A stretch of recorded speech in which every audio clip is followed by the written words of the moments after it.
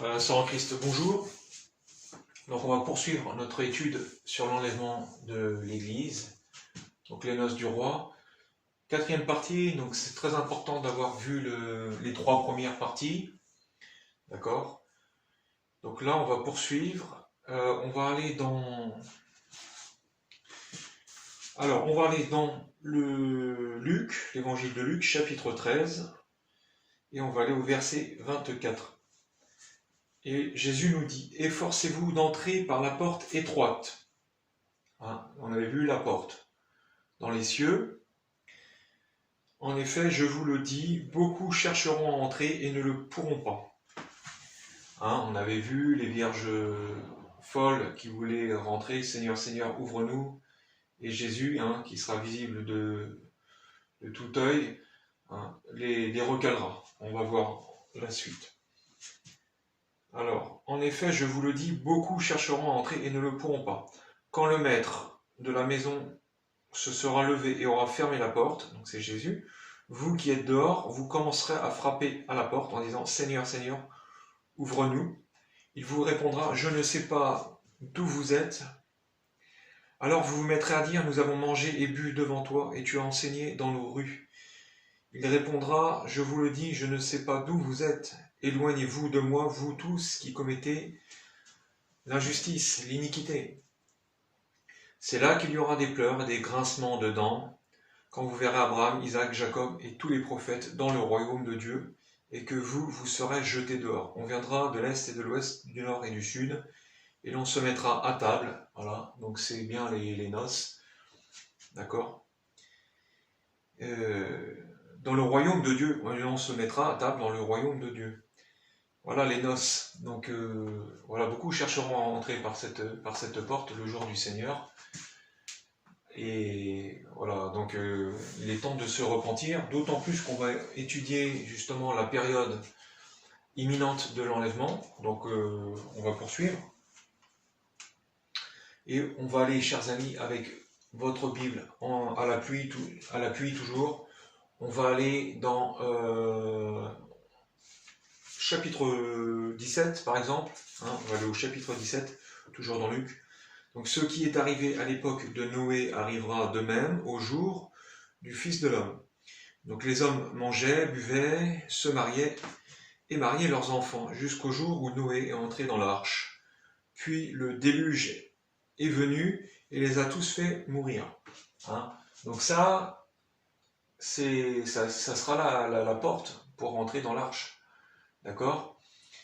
Beaucoup, à l'époque de Noé, se moquaient parce que Noé, il avait construit une arche immense dans la forêt, et les païens se moquaient, mais rejetaient l'appel. Imaginez combien de fois Noé et sa famille ont dû leur dire de se repentir et qu'il allait avoir un déluge. Ils ont rigolé, voilà, donc on est au même jour. Les gens rigolent concernant l'enlèvement. Et c'est la même chose pour l'époque de Lot. Les hommes mangeaient, buvaient, achetaient, vendaient, plantaient, construisaient. Ils se doutaient de rien, d'accord ? Mais le jour où Lot est sorti de Sodome, c'était une ville abominable, une pluie de feu et de soufre est tombée du ciel et les a tous fait mourir. Il en ira de même le jour où le Fils de l'homme apparaîtra. Donc c'est Jésus. Pour l'enlèvement, pareil, voilà, Sodome est sorti du monde païen, il s'est sanctifié, c'est justement pour comprendre qu'il faut se sanctifier, et ne pas vivre dans le monde. Nous sommes du monde, mais nous vivons pas comme ceux du monde, d'accord ? C'est ça qui est important, on n'est pas comme les païens, on est comme les vierges sages, d'accord ? C'est important, ce jour unique, dans l'enlèvement, beaucoup chercheront à entrer, On nous a dit aussi, la Bible nous le dit, n'avons-nous pas mangé et bu en ton nom, Donc beaucoup aussi célèbrent la messe, font des cultes, mais ne vivent pas selon la vérité, c'est-à-dire la parole de Dieu. Ok, on va poursuivre, on va aller au chapitre 21. Vous allez voir, ça va être très intéressant ce qu'on va voir. au verset 28. Alors, quand ces événements commenceront à se produire, on a vu auparavant dans les autres vidéos, alors redressez-vous et relevez la tête, parce que votre délivrance est proche. D'accord? Puis il leur dit une parabole. Regardez le figuier et tous les autres arbres. Dès qu'ils bourgeonnent, vous savez de vous-même que l'été est proche. De même, quand vous verrez ces choses arriver, sachez que le royaume de Dieu est proche. Je vous le dis en vérité, cette génération ne passera pas avant que tout cela n'arrive. Le ciel et la terre disparaîtront, mais mes paroles ne disparaîtront pas. Ce que Dieu dit, ça s'accomplira. Il n'y aura pas de changement. Ce qui est annoncé d'avance, ça s'accomplira. D'accord? Alors, faites bien attention à vous-même, de peur que votre cœur ne devienne insensible au milieu des excès du manger et du boire et des soucis de la vie. Hein? C'est-à-dire comme les païens. D'accord? Hein? On a vu comme à l'époque de Noé, les gens vivaient, etc. Ils se foutaient du retour de Dieu. D'accord? Donc j'en suis au milieu des excès du manger et du boire et des soucis de la vie, et que ce jour, ce jour ne fonde sur eux à l'improviste. En effet, il s'abattra comme un piège sur tous les habitants de la terre. Donc voilà, c'est un jour unique pour l'épouse à la rencontre de son roi, mais beaucoup, et les gens ne comprendront rien et devront passer donc la grande tribulation, on verra ça après, d'accord? En effet, il s'abattra comme un piège sur tous les habitants de la terre. Restez donc en éveil, priant tout temps, afin d'avoir la force d'échapper à tous ces événements à venir, tout ce qui va arriver, et de vous présenter debout devant le Fils de l'homme. D'accord. Alors, qu'est-ce qu'il faut comprendre là-dessus?